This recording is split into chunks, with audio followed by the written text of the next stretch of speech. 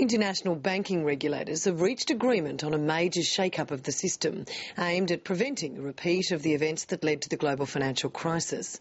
The key change sees banks forced to triple the amount of capital held in reserve to 7% of risk-bearing assets, meaning some banks will have to raise billions of dollars in new capital. Here's Emily Stewart. Opinions remain divided about whether the Basel III reforms will help or hinder Australian banks and borrowers. These reforms really aren't necessary for us in Australia.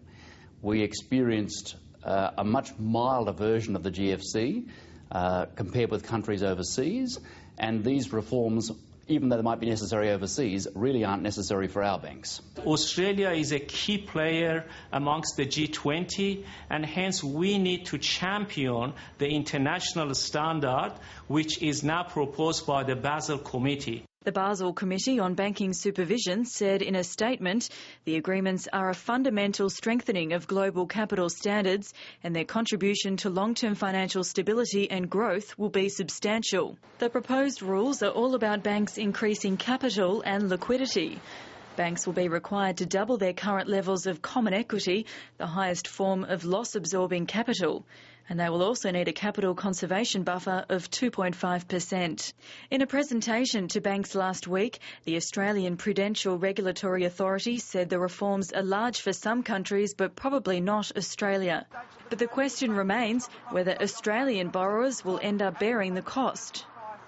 While relatively low-risk homeowners could be spared, small and medium-sized businesses could suffer. My concern is that the costs of these additional regulatory requirements will disproportionately affect some of our small and medium business borrowers and make it much harder and more expensive for them to finance their businesses. Historically, we've noted that when regulators introduce capital into the banking system, borrowers have not been affected as a result of increase in capital and requirement for capital adequacy by banks. Views also differ on the potential long-term impact the reforms could have on the economy. If you increase the cost of funds to borrowers, you make it more expensive for investors to seek their capital, and there really is only one outcome from that, and that is slower rates of investment and therefore slower rates of growth. Tharabos Mashirian says this hasn't happened in the past.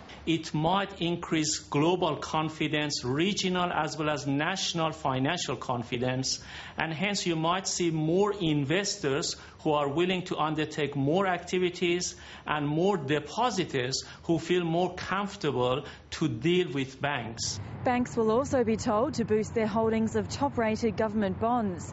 They'll need enough to cover their lending outflow for up to 30 days. But Australia has low levels of government debt, so its banks will not be able to obtain enough bonds to meet the requirements. APRA is still deliberating as to how to solve the liquidity issue.